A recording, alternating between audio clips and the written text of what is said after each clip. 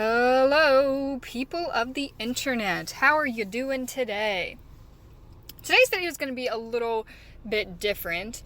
I tend to focus on one singular topic in my videos, whether that's some industry news, review of a certain show, etc., etc.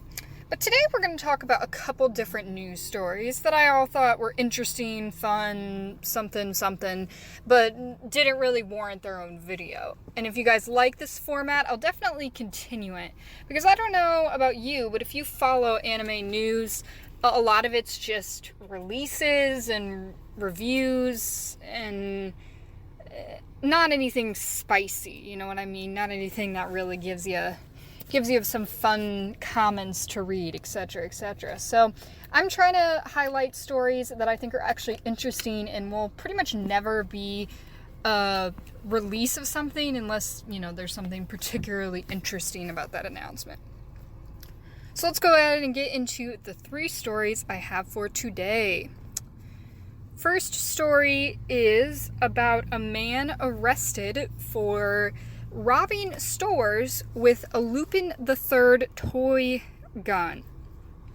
So this was a 40-year-old man in Tokyo who is believed to be responsible for multiple convenience store robberies in which he used a toy Walther P38 in order to obtain cash from 3 convenience stores.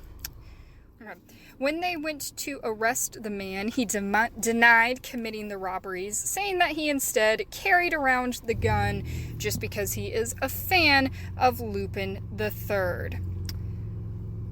So this story was amusing to me because he wasn't blaming Lupin or anything, which is good because obviously as fans, we all get a group frustrated over the idea of a show or a video game or whatever causing violence or illegal activity. So no, he wasn't blaming the show. He just tried to use his show as a way to cover up him having a toy gun because the gun laws are much stricter than they are in America. So I'm assuming that was easier for him to get. And I'll flash up a picture of this gun. At first, I was very skeptical that people would be intimidated by a toy gun, but this gun, I guess, looks kind of realistic, and also there's just the general concept of if someone's trying to rob you, it doesn't really matter if the gun's real or not. You don't know what they're capable of. So, I'm glad the guy got caught and all that jazz because he was robbing people, but, I think the lesson we can take away from this is don't try to say that illegal activity is fan activity, because those are different things, my friendos. So that's our first story. Next story is about One Piece, and there will be some One Piece spoilers in this next story, so, if you're worried about that specifically for the manga, I would stop listening. So Toei Animation for America, the English Twitter, tweeted a retweet of a scanlation. And that's almost the most interesting part to me about all of this. So the reason this is controversial is actually because it reveals that Zoro has finally got the Sword of Enma. This is the one katana in all the world that was able to make a scratch on Kaido, according to this article. And, they retweeted this, and it hasn't been revealed officially in released manga chapters that he has his hands on that gun. It hasn't been released officially that he has his hands on that sword, so, it's pretty entertaining.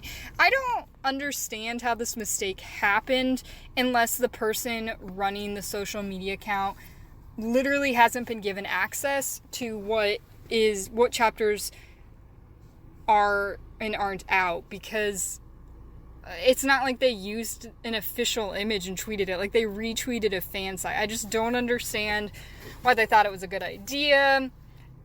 It depends what you consider a serious spoiler, and I don't pretend to be like some diehard One Piece fan that's going to know how upsetting it was to fans to find that out before it was officially released. But, if you have thoughts about that, please leave it in the comment section below, because I do think it was very interesting that surely they saw what they were retweeting wasn't an official source. Like, I get interacting with fan content and screenshots if it's like a big entertaining moment and you want to be like, yeah, we appreciate that you like that. But I just don't get how they didn't think more about that. And I think it's probably just a lack of communication, but it's still a little bit funny. Okay, our last story for today is more about a cultural phenomena than like a specific incident. And that's about this article that was in the Japan Times called Japan's Anime Tourism, a Blend of Cash and Chaos. So basically it's a debate on whether the amount of anime pilgrimages that people are making to Japan are a good and bad thing.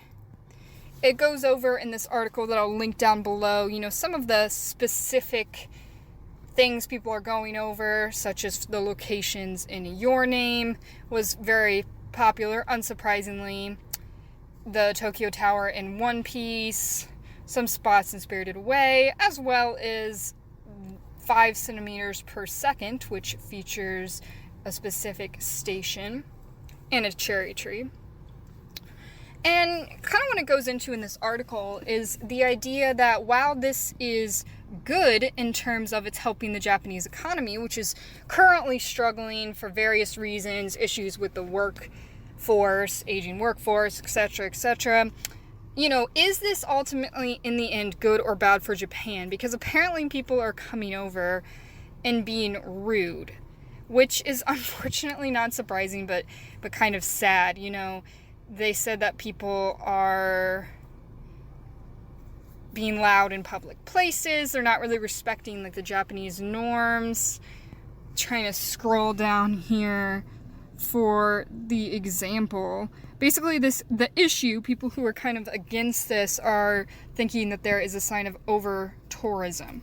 So the actions that are bothering people are taking photos on roads, eating while walking, which, I think both of those things are probably not something we would think twice about in America, unless, of course, they're actually blocking traffic. I don't know exactly what taking photos on roads means here. But it is a part of Japanese etiquette. I've heard the eating while walking thing before, so I know that that's not something they're super fond of.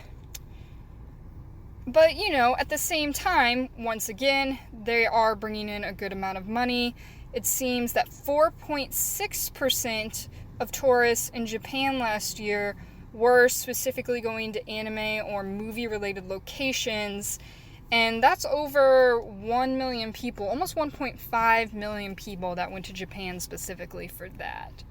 So I think really what it comes down to, my opinion on the issue is, I think anime pilgrimages are great as long as they're going to go be respectful of the culture.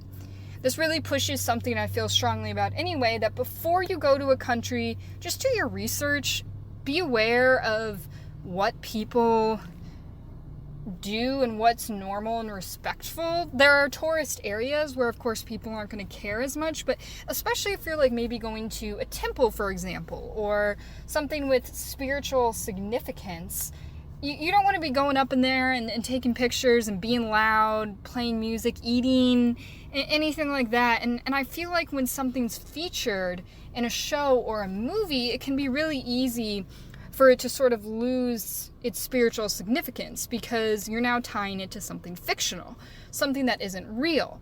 But these things were featured in media in the first place because of their significance to the culture, to that area in Japan, because they mean something. And so I really think if people just took a second to remember that, it might help. The history of Japan is much longer than the history of America. They have historical significance that it would be difficult for us to be able even wrap our head around, buildings that are hundreds of years old, concepts and ideas that are older than our country as a whole. So I personally don't think over-tourism is really going to be an issue as long as people are respectful and don't do anything too crazy. There are plenty of stories of American tourists doing things in Japan, and while we're never going to avoid those, I think as long as it stays at a certain level, that this will be a good thing. We've got the Olympics coming up, and a lot of people are going to be visiting Japan, and hopefully overall it's a positive experience so that Japan is encouraged to keep offering awesome experiences for So that's the news recap for today. Let me know what you think about any of these stories in the comment sections below. Subscribe if you want to hear more coverage of what's going on in the anime industry and Japan. Thanks for watching. Peace out.